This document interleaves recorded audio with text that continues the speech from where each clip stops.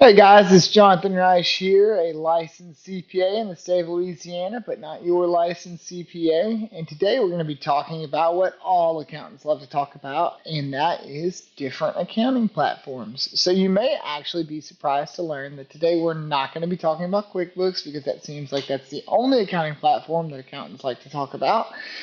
Today we're going to be talking about two very different platforms. If you're watching this video, you're probably doing a little research to help you figure out what accounting platform is going to be best for you if you aren't going to go with QuickBooks. Um, so the two platforms that we're going to be discussing today are Puzzle and Wave, and neither are terrible.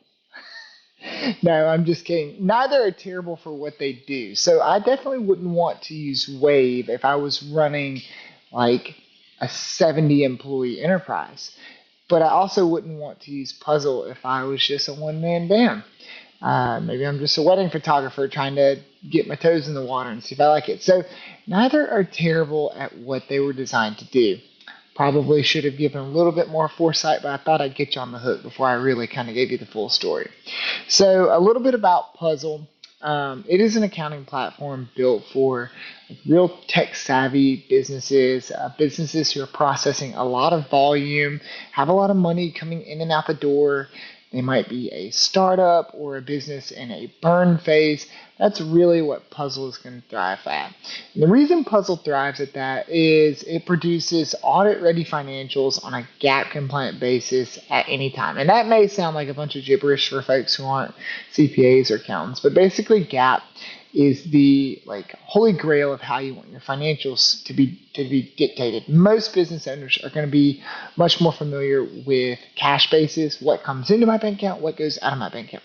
That's not really how accountants look at the financial statements, because if you close your books on the 30th of the month, but you have a bill for $10 million coming due the first, you need to reflect that liability. And so Puzzle does an excellent job of that.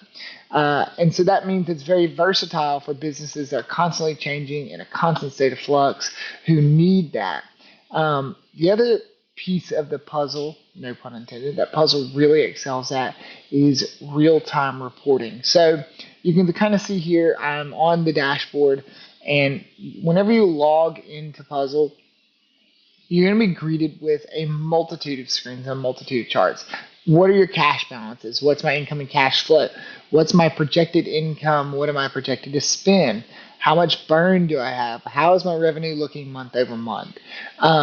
These are very customizable dashboards, but one thing that I really just adore about Puzzle is the user interface when it comes to giving you this information. So if you are in management or you are a finance executive who needs quick information, who needs to make a snap decision because you might run out of money in 3 weeks if you don't get your next round of seed funding, Puzzle's going to be able to dictate that information to you lickety split. That's really advantageous if you have to be versatile. Some of the other things that I have really come to enjoy about Puzzle, kind of learning how to use it and being in tune with the dashboard, is in addition to the entire package I've already talked about, Puzzle is, I hate to say it because it seems like it's such a buzzword now, but Puzzle is very AI driven, AI forward.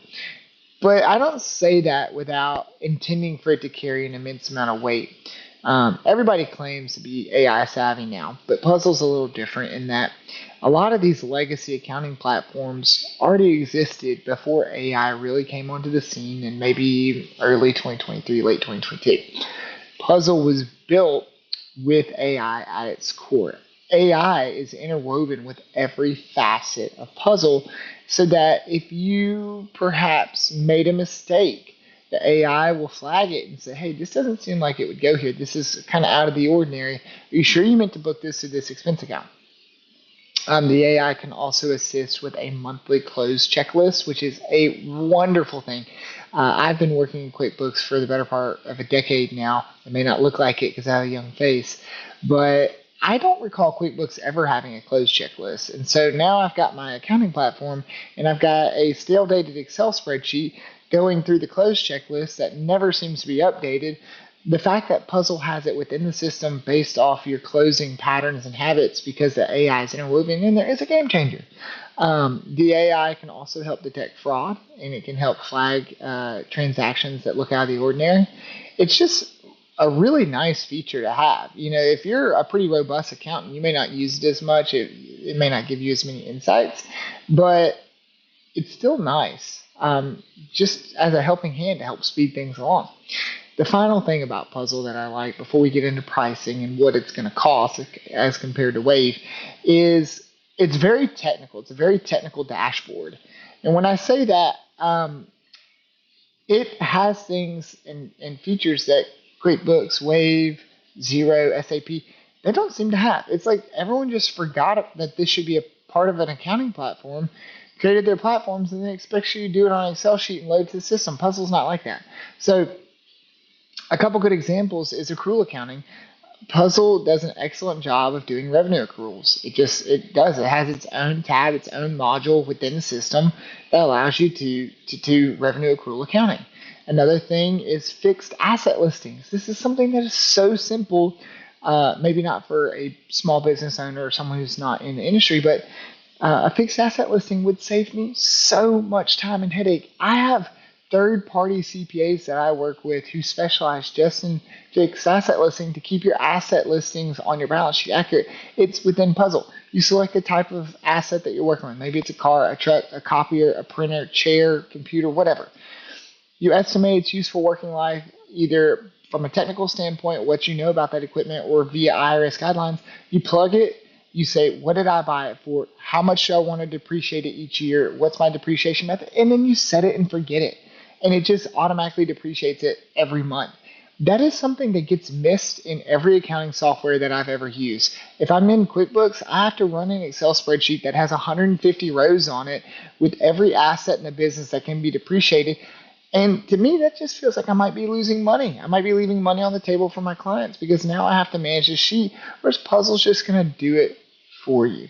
One other technical thing that I like, and these are just very high-level examples of some of the thought that went into creating Puzzle, is you can create contra GL accounts. Sometimes a CPA needs to do something weird to make the books right. Maybe I'm fixing something from last year, or maybe it's something that I need to just do this one-off journal entry because my client wasn't accounting for sales tax correctly, and they don't understand that it sits on the balance sheet. It's not an expense. Sales tax isn't an expense, but they didn't know that because they see money going out the door, and they're like, oh yeah, I got to pay my sales tax. That's an expense.